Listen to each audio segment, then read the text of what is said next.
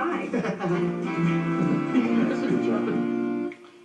Well, there's no doubt we are social animals. Our communication is layered with unconscious social cues and unwritten rules about how to act and what to say. For some people with autism spectrum disorder, decoding those rules can be daunting, making social interaction a challenge and dating even more so. A new program in Calgary is offering help. For those who sign up, it's all about learning the language of love. Joanna Remiliotis has our story. My name is Jason Shee, and I'm 21 years old. My name is Robin Jesse, and I'm 26 years old. My name is David Dewar. I'm 28 years old. I am diagnosed with level 2 autism. Asperger's, OCD, and ADD. The reason why I'm here is to learn social skills.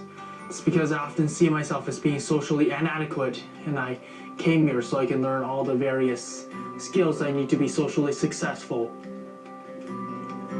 Meet the young, eligible, and autistic. They're smart, sweet, and funny, and keen to snag that special someone. Only problem, they don't have a clue how to do it. This week, we're going to learn more about romantic relationships. You see, when it comes to social skills, these 20-somethings just weren't born with them. So they've come to learn social cues that are second nature to most of us, but are foreign to the autistic brain.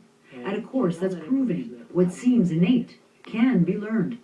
So that was very good. Michael Barrett teaches the peers program here in Calgary. All right, great. Time out. Teaching peers, in a way, is kind of sort of like teaching a foreign language. What the peers program tries to do is help them to learn to speak that language, and through a language that they understand. We want to be able to practice giving a courtesy laugh because... And it starts with the very basics, stuff that most of us do naturally, like knowing when you're supposed to laugh at a joke. To get to the other side. Yes, good job. Some of the like social norms and techniques that other people just kind of pick up on, I've had to explicitly learn. My brain isn't so developed to handle social interactions. Have you ever asked anyone out on a date? No, not at all. Do you want to? Oh yeah, definitely.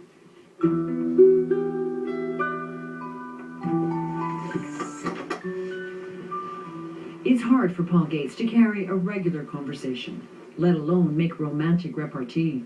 The 23-year-old lives with his parents in Strathmore, Alberta.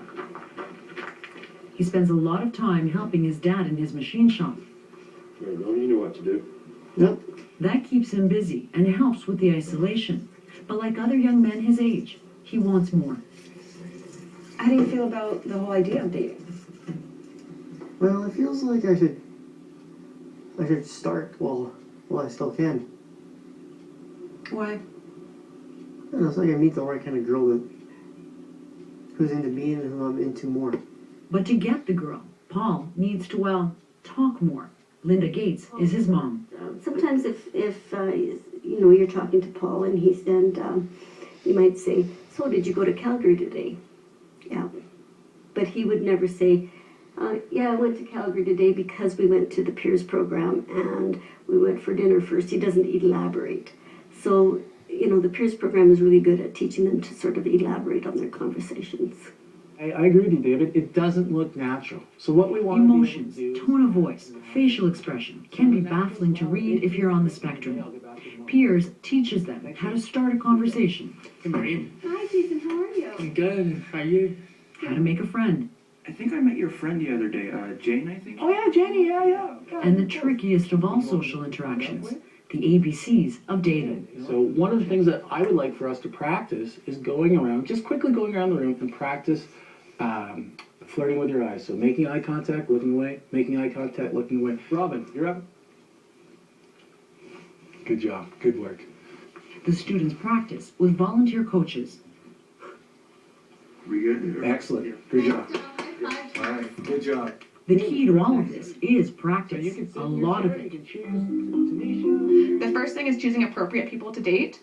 So down the hall, parents are learning how to drive the weekly lessons home. And not everyone that is nice to you is flirting with you or wants to be in a relationship with you. So that's an important distinction that they're making over there. They're acutely aware there's a lot at stake. We know the research shows that individuals who do not establish good social foundation or a good social network later on in life run risk of a gamut of mental health concerns, isolation, depression, anxiety. You seemed a little bit more connected this week. A lot of parents come to us and they're really worried about, what's going to happen to my son or daughter, when I reach retirement or when I'm gone. We have so many children who come in and it's like, well, why would I connect with anybody because I have mom and dad? Okay, so you call Joe and see what Joe's up to, Paul. But mom and dad are not always going to be there. So Paul's homework is that much more important. Hey, Joe.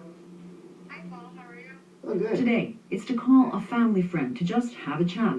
A small step, but critical for Paul to learn how to expand his social network. I'm going to ask how the kids are, Paul. How are the kids? Really? With prompts from his mom, he's encouraged to keep the conversation going. See ya. Bye. Bye. What are you envisioning in your mind? Oh, mainly having good friends. And a girlfriend, too.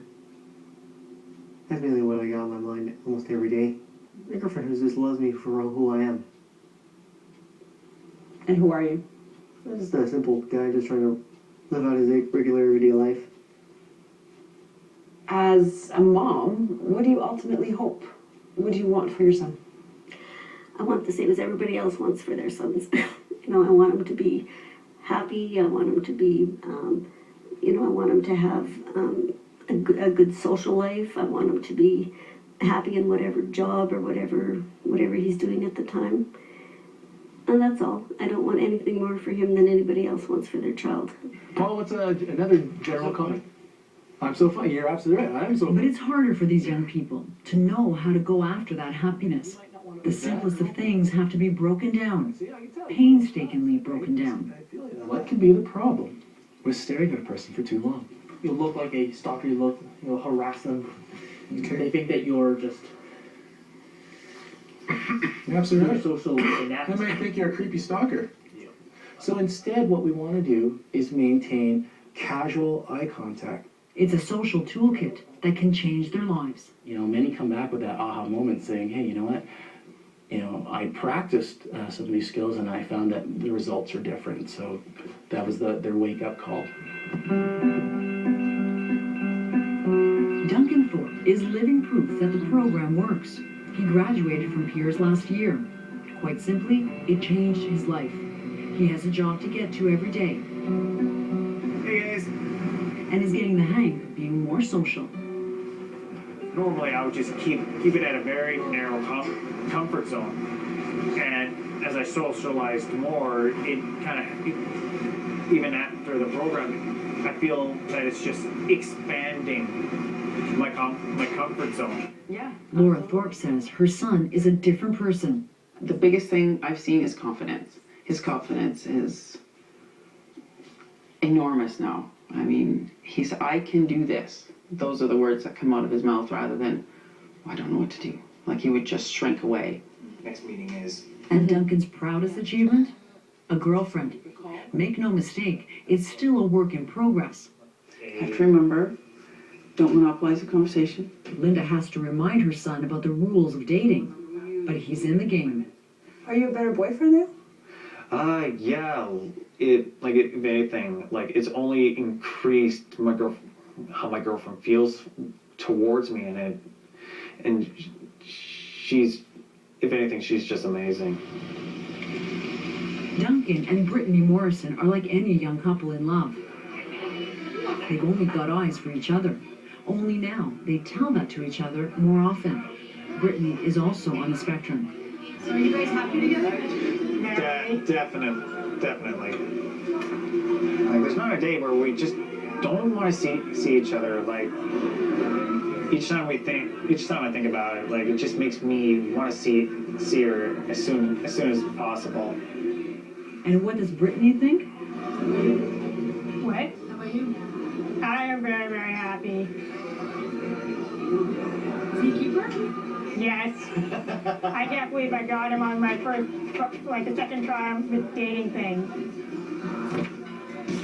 Seriously, a guy like this that's not that bad to look at, has a great personality. Freaking lucky. Let's face it, a romantic dinner may not be in the cards for every Piers grad, but you can't help rooting for all of them to get here, because they're so achingly honest, so without game or guile. Excellent. Good job, guys. It's that time of life when I'm expected to date. I feel like I would miss out on a very important part of life. No one can live alone. Well, at least not alone forever. Why is it important for you to meet someone? So I can have the time of my life with them. And learning to speak the language of love may just bring them all closer to that happy ending. Joanna Rumeliotis, CBC News, Calgary. Autism Nova Scotia has launched a peers program as well, and it's been very successful. Some school boards in that province even offer the course in high schools. Now,